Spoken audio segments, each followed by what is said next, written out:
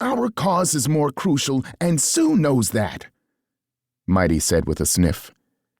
Lincoln had been selected for the trust circle, but he wasn't as easy to push as a cat might have wished. He was stubborn of head and slow of body, but reliable enough, as humans went. "If you won't do it, I will skip down and talk to Sue myself. She is a woman of science and will listen to reason." "She can't stop whoever's taking that genship framework. We always knew it was a possibility." With a sigh, Lincoln started packing his tools. While he did, Catpernicus, one of Queen Bee's kittens, skidded into the room, bounced off the wall, and jumped onto the waste disposal unit. Lincoln stretched an arm toward the small black kitten. "Cato, hold on, I haven't switched." But Catpernicus was already doing his business. The acrid odor of urine filled the room. Catpernicus squeaked as it doused his paws instead of being absorbed by the disposal unit like it was supposed to be. "I haven't switched it back on." Lincoln hit the button, and the unit gave a quiet, reassuring hum. The kitten scratched around, sniffed, and flew out of the room without so much as a thank you.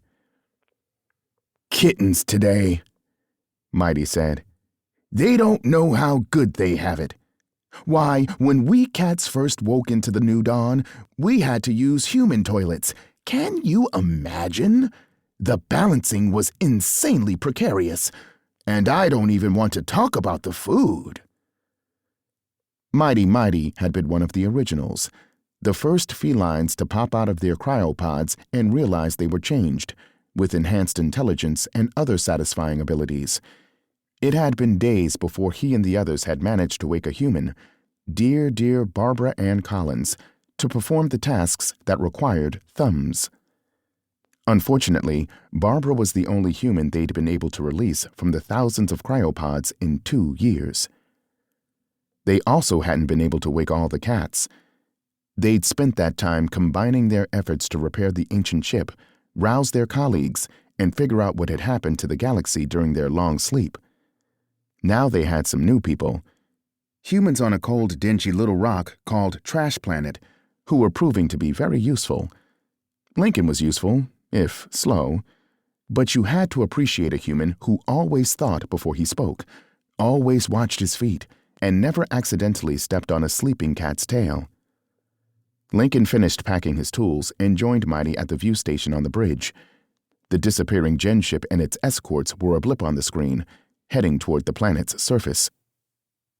"I believe they're headed to the market district of the planet, based on their trajectory," Bosun Higgs relayed as he monitored the status screens. With one paw, he increased the magnification so they could watch the genship burn through the planet's atmosphere. All the controls had been altered to suit his specifications. Who in that part of the world would have the ability to harvest a ship? The toilets weren't the only parts of the catamaran that had been altered to suit the cats in the past 2 years. Dear Barbara had proven capable as long as a cat was there to give her proper instructions, but it didn't compare to a real mechanic like Lincoln, who didn't need pictures and blueprints fed painstakingly into his brain. "I imagine there's more than one factory that tears ships apart," Lincoln said. "Just don't know the names yet." Trash Planet was run by unions instead of governments or corporations. Not that there was much about Trash Planet to run. The barely habitable equatorial band was where the humans built their stinchy, loud factories to recycle the galaxy's garbage, suffering bad weather and constant hailstorms and long, dark seasons that could drive a cat mad. Bosun Higgs flicked through a bunch of data on the wide touchscreen, which whizzed past faster than Mighty could read it. "There are facilities in Hazer Union, Endeavor Union, Builder Union, and a few independent operators. Endeavor Union owns most of the ships in the sky pile and does a lot of trade in parts, so that's the most likely culprit. A handy union to cultivate when you and all your friends dwelled on a stellar ship.